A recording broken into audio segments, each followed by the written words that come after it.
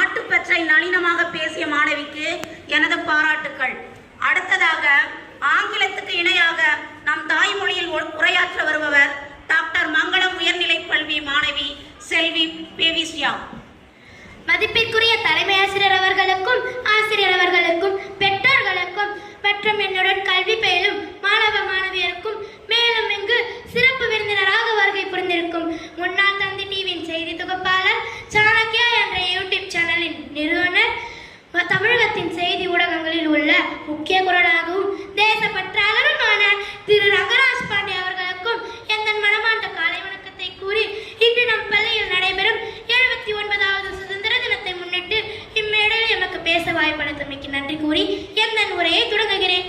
சுதந்திரம் என்றால் என்ன என்று கேட்கும் போது அது வெறும் சுற்றித் திரியும் சுதந்திரம் மட்டுமல்ல, அது பொறுப்புடனும் ஒழுக்கத்துடனும் திறமையுடனும் செயல்பட ஒரு வாய்ப்பு. சுதந்திரம் என்பது பயமின்றி வாழும் உரிமை. இந்த உரிமையை நாம் இன்று அனுபவிக்கிறோம். ஆனால் இந்த உரிமை எளிதில் வந்ததா? இல்லை. வாருங்கள் வரலாற்றை ஒரு முறை நினைவுபடுத்திக் கொள்ளலாம். 1947ஆம் ஆண்டு ஆகஸ்ட் 15ஆம் நாள் காலை 12 மணி அளவில் இந்தியா சுதந்திரம் அடைந்த நாடாக அறிவித்த நாள். இந்த மகிழ்ச்சிக்கு அடிப்படையாக இருந்தது என்னவென்று பார்க்கலாமா? பலரது தியாகங்கள், கணக்கற்ற உயிர்கள், வீரம், சிறை வாழ்க்கை, பசிப்பினி, நம்பிக்கையும் நோக்கமுமே ஆகும். மகாத்மா காந்தி அக்னிசேன் அடையாளம், பயமின்றி போராடிய மாபெரும் தலைவர். நேதாஜி சுபாஷ் Chandra Bose, give me blood, I will give you freedom என்ற வீரர். பகத்சிங் இளம் வயதிலேயே தேசத்துக்கு உயிர் கொடுத்த தியாகி. வ.உ.சி. சிதம்பரம் பிள்ளை சுதந்திரம் வரும் காலத்திற்கு முன்பே சுதேசி ஸ்டீம்ஷிப் நிறுவனம் மூலம் தைரியமான கொள்கை கொண்டவர். முதலாவது பிரதமர் ஜவஹர்லால் நேரு, பாரதியார், அண்ணா, காமராஜர் அனைவரும் நாட்டுக்காக வாழ்ந்தவர்களே. இவர்களின் கனவுகளின் விளைவே நாம் இன்று அனுபவிக்கும் சுதந்திர இந்தியா ஆகும். நாம் இன்று பாடுகிறோம், கல்வி கற்கிறோம், வேலை செய்கிறோம். இவையாவும் யாருக்காக? அந்த தலைமுறையினர் நமக்காகவே அவர்களின் வாழ்க்கையை தியாகம் செய்தனர். அதை நினைத்து பார்க்கும்போது நாமும் பொறுப்போடு நடந்து கொள்ள வேண்டும்.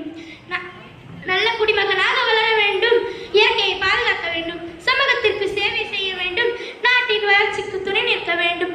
நவீன இந்தியா நாம் இன்று உருவாக்க வேண்டிய நாடு. இன்றைய இந்தியா பல முன்னேற்றங்களை கண்டுள்ளது.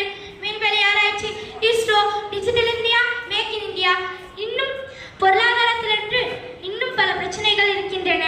பாலின சமத்துவம், ஊழல், சுற்றுச்சூழல் மாசுபாடு, கல்வி சமத்துவம் ஆகியவையும் இதில் அடங்கியுள்ளன. மின்சாரம், நீர், உணவு ஆகியவற்றை தேவைக்கேற்பவே பயன்படுத்துவோம். மரம் நடுவோம், சுத்தமாக வாழ்வோம். தவறான செயல்களில் ஈடுபடாமல் நேர்மையாக இருப்போம்.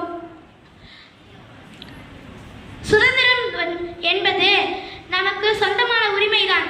ஆனால் அதை பாதுகாப்பது நம் கடமை. நம் முன்னோர்கள் தந்த இந்த சுதந்திரத்தை நாம் மறக்காமல் அன்புடனும் பொறுப்புடனும் நேர்மையுடனும் நாட்டு பற்று கொண்டு வாழ வேண்டும். இன்று நம்மால் ஒவ்வொரு நாளும் ஒரு சிறந்த இந்தியராக உருவாக்கக்கூடிய வாய்ப்புகளுடன் வாழ்கிறோம் என்பதை நினைவூட்டுகிறது.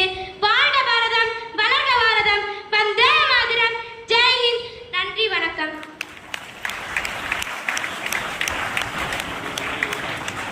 சிவானந்தா ராஜாராம் பள்ளி முதல்வர் அவர்களை வருக வருக என வரவேற்கிறேன்.